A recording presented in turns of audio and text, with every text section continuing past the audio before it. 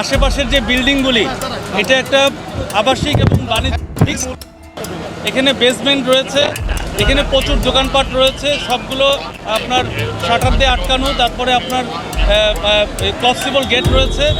এখানে এখন যে পরিস্থিতি আমরা অনেকটাই কাজ করতে পেরেছি, মানে ফ্লেম এখনও কিছু রয়েছে, দোতলাতে ফ্লেম রয়েছে, তিনতলাতেও ধোঁয়া রয়েছে, তিনতলা অনওয়ার্ড সব জায়গায় ধোঁয়া রয়েছে।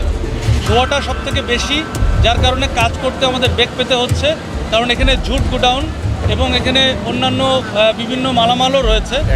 এই পরপর বিল্ডিংগুলি একটা সেম বেসমেন্ট, মানে বেসমেন্টটা একটা এবং বেসমেন্টেও দোকানপাট রয়েছে, যার কারণে আমাদের সময় লাগছে। আমাদের প্রত্যেকটা শাটারগুলি ভেঙে, ক্লপসিবল গেট ভেঙে কাজ করতে হচ্ছে, যার কারণে এত সময় লাগছে। এবং প্রত্যেকটা গোডাউনগুলো আপনার ঝুটে, মানে ঝুট গোডাউন বলা হয়, এবং এখানে অন্যান্য কাপড় চোপড়ও রয়েছে।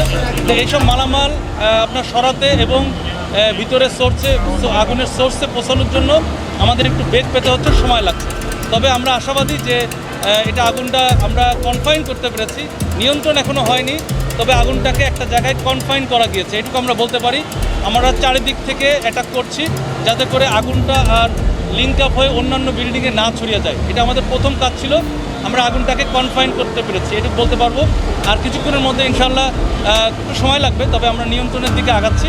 এই পজিটিভ একটা সাইড রয়েছে, আর ভিতরে প্রচণ্ড ধোঁয়া, প্রত্যেককে ব্রিদিং করে আমরা প্রত্যেকটা কাজ করছি, যার কারণে একটু সময় লাগছে। ধন্যবাদ সবাই। আমরা সূত্রপাত এখনো বলতে পারবো না, বিকজ নিয়ন্ত্রণ এবং নির্বাপন করার পরে সূত্রপাত বের করতে হবে। এখন পর্যন্ত আমরা 42 জনকে আমরা ম্যানুয়ালি সিঁড়ি দিয়ে, মানে টিটিএলতে যদিও নামে নাই, বাট আমরা সিঁড়ি দিয়ে 42 জনকে আমরা রেস্কিউ করেছি। আরও সংখ্যা, মানে আনুমানিক এটা আরও বাড়তে পারে, কারণ এখনও আমরা কিছুক্ষণ আগে একজনকে রেস্কিউ করলাম, উনি আটকে ছিলেন 9 তলায়। তো এইভাবে আমার সংখ্যা ফাইনালি আমরা বলতে পারবো। হাসপাতালে বা কোথাও নেওয়া হয়েছে কিনা এটা চলে, হ্যাঁ জি, মানে আমরা তো আসলে হসপিটালাইজেশনটা